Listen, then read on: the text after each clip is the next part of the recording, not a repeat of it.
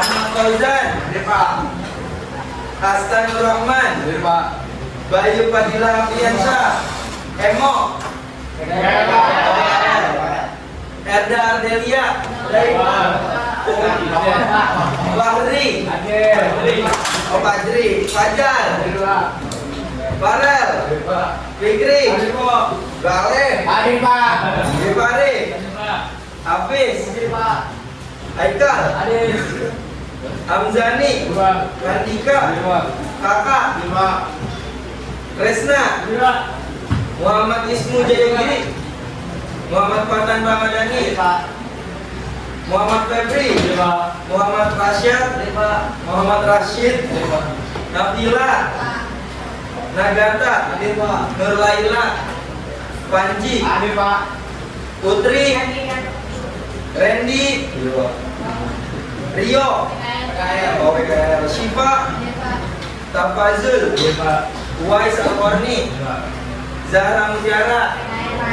Zahrani. Oke, berarti yang izin PKL hari ini 3 orang ya? Sebelum kita mau masuk pelajaran, kita berdoa dulu agama masing-masing. Oke, semuanya siap berdoa. Sebelum pelajaran dimulai, berdoa dimulai.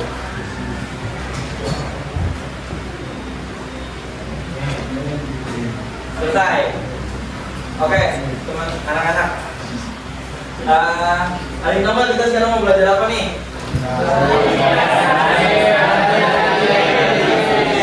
Nah, mata pelajaran kita itu sekarang teori dasar sistem kendali PLC.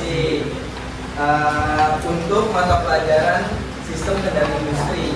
Nah, capaian yang kita mau capai hari ini yaitu pengenalan PLC-nya.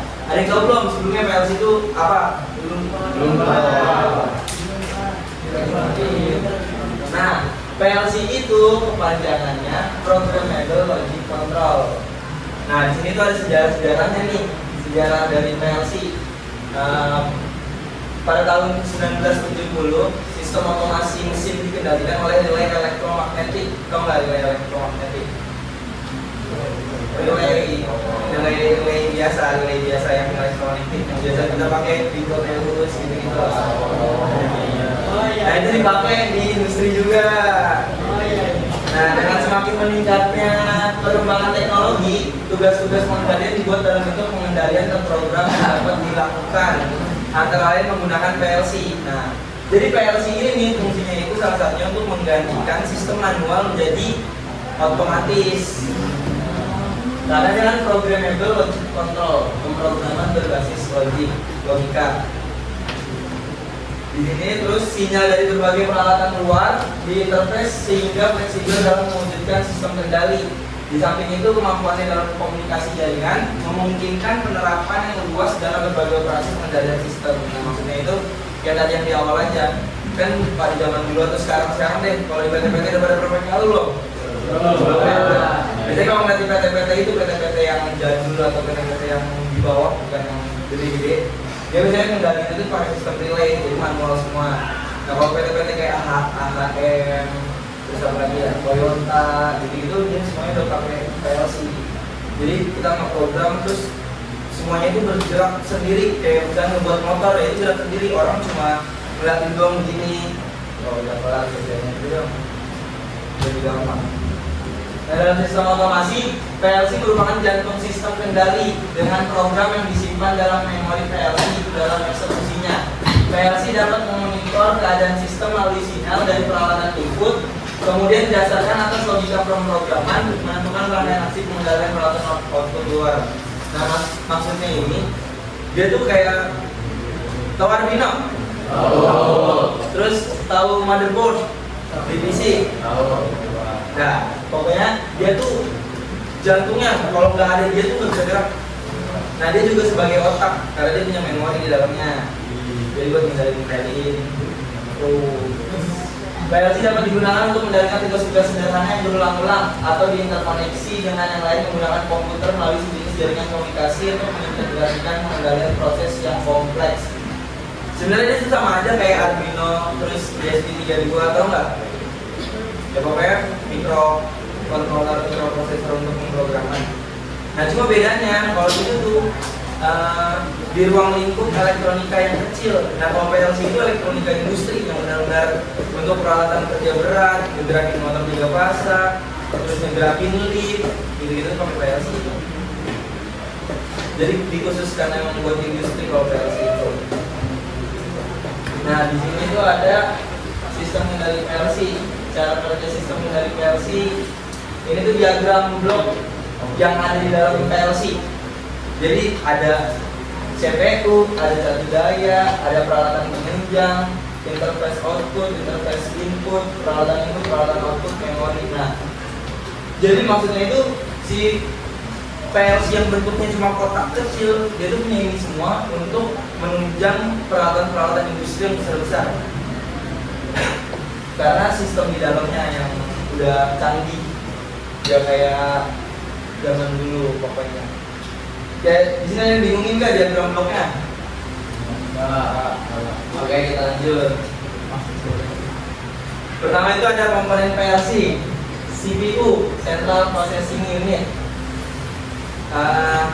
Jadi dalam CPU dalam PLC ini tuh terdapat memori, modul interface kayak tadi yang diagram blok sampein yang gambar, ada program kendali disimpan dalam memori program.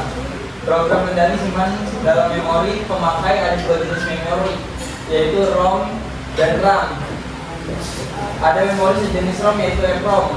Nah, maksudnya di sini nih si PLC ini dia tuh pemrogramannya itu ketika udah di-coding itu bakal simpan selamanya kayak gitu. Jadi nggak pernah bakal berubah.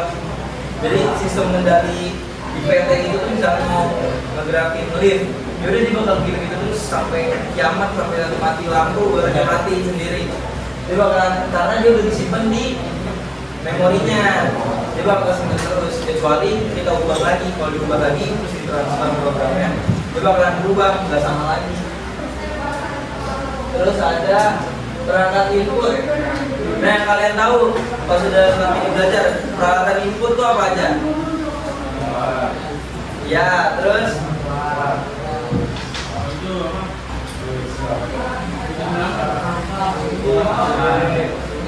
nah ya, oke. Bentukannya tuh kayak jenis-jenis saklar kayak batan, saklar biasa, saklar apapun itulah. Luas ya betul. Nah terus ada sensor. Sensor apa aja? Ya, terus apa? LDR, terus sensor suhu, betul. Ya macam kayak gitu. Terus ada rotary encoder. Selanjutnya, nah peralatan output, betul. Apa lagi?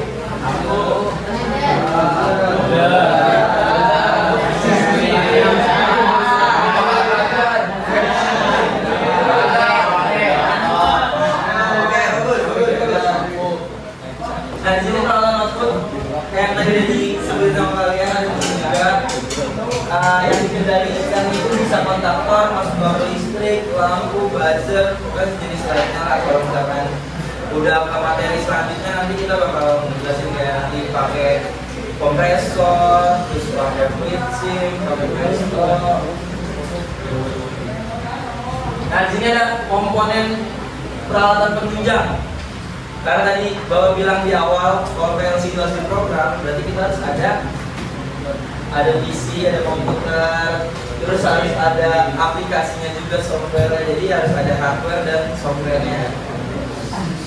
Nah, hardwarenya apa aja coba contohnya? Yang diperlukan untuk memprogram komputer, terus ya keyboard juga bisa, USB, mouse. Nah itu komponen hardware yang di luar. Nah softwarenya itu dia ada CX programmer.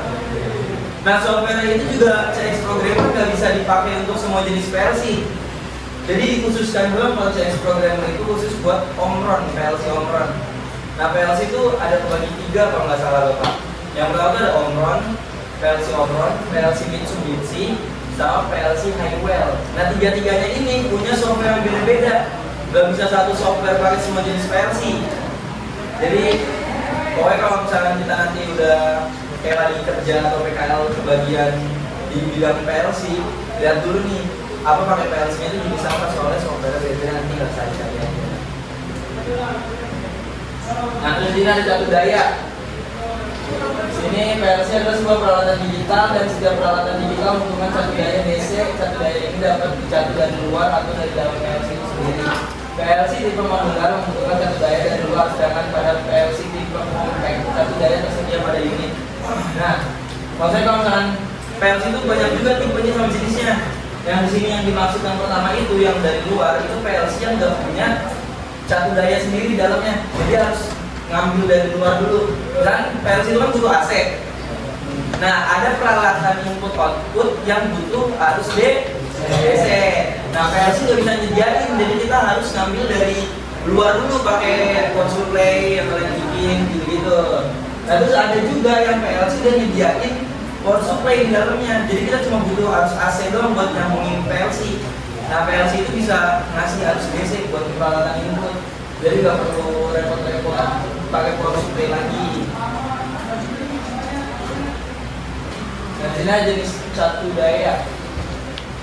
PLC adalah sebuah peralatan elektronik dan setiap peralatan elektronik dapat beroperasi membutuhkan catu daya. Ada dua jenis catu daya untuk melakukan PLC, yaitu AC dan DC yang tadi udah dibilang. Jadi PLC itu butuh dua, ada AC ada DC-nya. Nah terus lanjut ada jumlah terminal input dan output. Jumlah terminal I/O yang tersedia bergantung pada merek PLC. Misalnya PLC merek Omron, pada satu unit tersedia terminal I/O sebanyak 10 sampai 60 jumlah. Terminal I/O ini dapat dikembangkan dengan masang unit I/O ekspansi sehingga dimungkinkan memiliki 100 I/O. Jadi PLC yang udah bawaan dari pabrik yang keluar dari Omron itu misalnya ada tipenya dan PLC tipe CP1E N10, maksudnya dari input outputnya itu pada 10. Nah kalau misalnya pengen lebih dari 10 cuma kita nggak ada PLC yang mendukung, nah kita bisa pakai tambahan dari luar input outputnya disambungin gitu. Lalu sini ada tipe rangkaian output. Ada output relay, output transistor sinking, dan output transistor switching. Udah pernah dengar belum? Ya. Ya, kita lihat aja dulu. Ini ada set, ini yang tadi dijelasin I/O-nya nih, ada yang 20/30, ada 40 I/O, ada 60 I/O. Oh. Dia pinnya 60 input, 60 output pinnya. Terus ada lagi yang 40 input, 40 output. Nah yang ini 20 input, 30 output. Tuh beda-beda. Nah ini port I/O beberapa tipe PLC, bisa kita baca aja dulu, terus boleh difoto juga. Karena ini cuma jenis PLC doang, nggak terlalu pengaruh di pemrograman atau apa-apa. Biar kita tahu aja jenis PLC.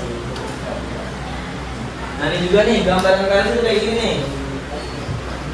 Di sini ada fase netral buat ke AC, plus minus AC, fase netral.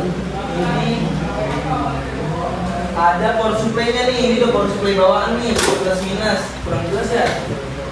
Nanti bapak kirim gambar di mana aja ya. Nah, sini ada perbandingan sistem kendali elektromagnet dan PLC kayak yang tadi di awal jelasin. Elektromagnet itu zaman dulu, PLC itu sekarang-sekarangnya yang belum modern. Kelemahan sistem kendali relay elektromagnetik, terlalu banyak perawatan panel. Ngerti nggak maksudnya perawatan panel? Nih, maksudnya itu relay itu kan bentukannya kan kotak kecil kan. Nah itu cuma buat hidupin NCNO doang, jadi satu doang NCNO. Nah kalau misalnya di pabrik itu atau nggak di rumah atau nggak di perumahan, di kantor-kantor, dia butuh pasti kan butuh berapa relay untuk NCNO kayak hidupin lampu kan NCNO.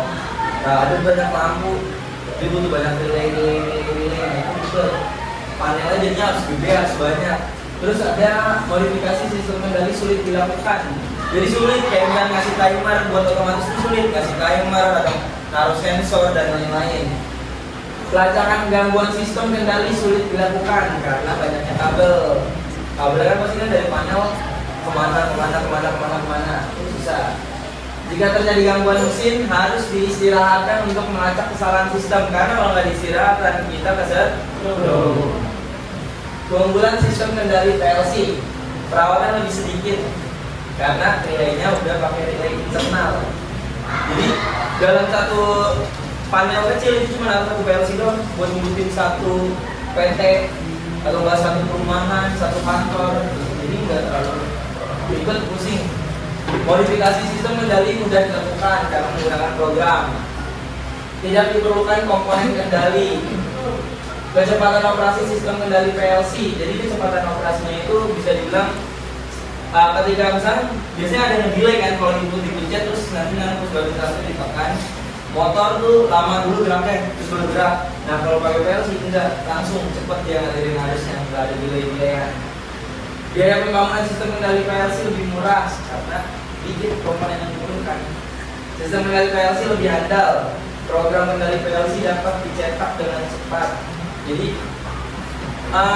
pernah ngoding Arduino nggak? Susah kan? Banget. Nah kalau PLC gampang. Dia PLC itu bentukannya cuma kayak gini nih programnya. Dia namanya itu diagram ladder. Jadi kita nggak usah pakai if terus digital. Nah, bisa itu ribet. Dia cuma gini doang.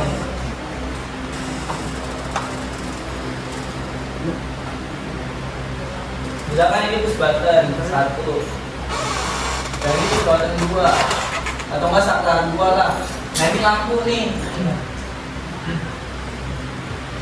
Nah dia buat nyalain lampu kan kalau pakai Arduino kan harus digital right terus PB1 high gitu-gitu kan. Nah kalau ini tinggal gini doang. Jadi dia ini tau nggak NC apa NO? Kalau kita tuh udah belajar belum? Udah. N oh betul itu NO. Kalau ini NC bagus. NO itu prinsip kerjanya itu untuk menghidupkan. Kalau NC itu untuk memutuskan atau mematikan. Nah ketika kita mau nyalain lampu, berarti kita pakai push buttonnya itu yang NO programnya. Jadi ketika ditekan dia berubah gini tetap nyambung arus jadinya buat nyalain lampu. Nah push button 2 atau saklar 2 kita mau mutusin, berarti harus pakai NC kan? Tadi udah nyambung awalnya. Dan kalau putusin kita pencet, ini keputus langsung begini, lampu mati, putus arus. Itu doang programnya, lebih gampang, nggak ribet. Pak, mau nanya Pak. Apa? Keuntungan dari sistem nilai elektromagnetik itu apa Pak? Keuntungan dari dia? Ya. Keuntungannya itu, keuntungannya menurut Bapak sih ya, kalau yang Bapak udah kerja di industri dan lain-lain gitu ya, itu ribet banget, malah nggak ada keuntungan. Nggak ada keuntungan. Kalau misalnya kita bisa pakai yang lebih gampang untuk dilacak, misalnya kayak gini, ada troubleshooting nih di suatu pabrik misalkan mesin aku rusak. Nah kalau di PLC itu nanti bisa ketahuan langsung dari programnya, atau enggak dari PLC-nya sendiri nih, mana ya? Nih, dia tuh ada lampu-lampunya di sini buat ngasih tahu input mana yang nggak berfungsi. Dia kedip nanti atau enggak nyala terus. Nah kita bisa langsung tahu kalau oh berarti mesin yang itu rusak nih kenapa di jalannya, atau push buttonnya nggak nyambung, atau outputnya tuh putus, atau kegigit tikus kabelnya gitu gitulah. Nah terus kalau misalkan relay, kalau kita pakai elektromagnetik itu susah banget. Itu benar-benar gambar relay gimana ya? Kan relay kan gini nih. Juga relay lagi. Nah ini tuh cuma punya NCNO1 doang. Ini kan plus, minus, terus ini masuk ke COM-nya. Ini NCNO, NCNO, ini COM. Nah yang ini baru plus minus. Nah dia cuma satu, misalnya kayak mesin kan kok butuh banyak push button dong, butuh banyak output kayak ngegerakin motor yang di dalam mesin itu, ngegerakin apa. Nah satu mesin aja itu bisa butuh 10 relay kurang lebih. Nah itu ribet banget, jadi ngeceknya tuh kita benar-benar wah kalau mesin ini rusak kita harus ngecek yang mana nih, relay mana yang nggak fungsi nih, susah gitu. Ada pertanyaan lagi nggak? Ya, Apa contoh PLC di industri? Contoh PLC di industri. Ada yang pernah lihat konveyor nggak? Konveyor yang jalan ngegerakin, ngebawa botol minuman. Nah itu dihindarin pakai PLC. Terus ada yang pernah naik tangga berjalan nggak? Eskalator. Itu juga pakai PLC. Lift. Lift pakai PLC. Terus apa lagi ya? Robot tangan yang mindah-mindahin, tau nggak? Itu juga pakai PLC. Dari situ juga ada robot tangan kalau nggak salah tuh. Itu juga pakai PLC kendalinya, itu ada trainer di sebelah sana. Nanti kita coba minggu depan. Ada yang bingungin lagi nggak?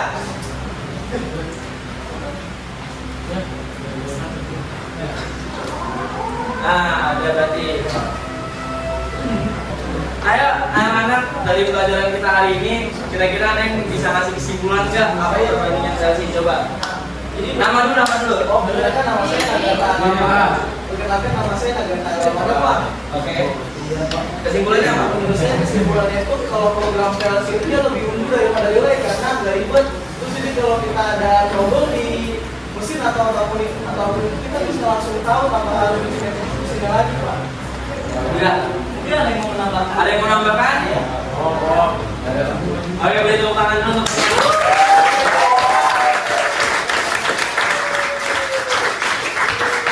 Jadi Bapak ada hadiah buat kamu nih.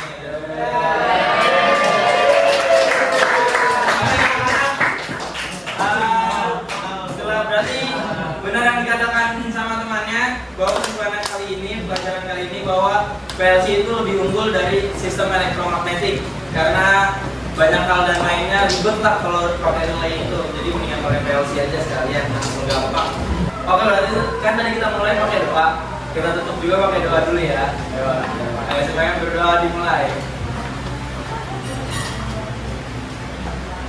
Doa selesai. Nah, kita mumpung udah jam pelajaran yang terakhir kan habis, kita siap-siap untuk piket dan lain-lain kita pulang. Oke? Oke, Pak. Alhamdulillah.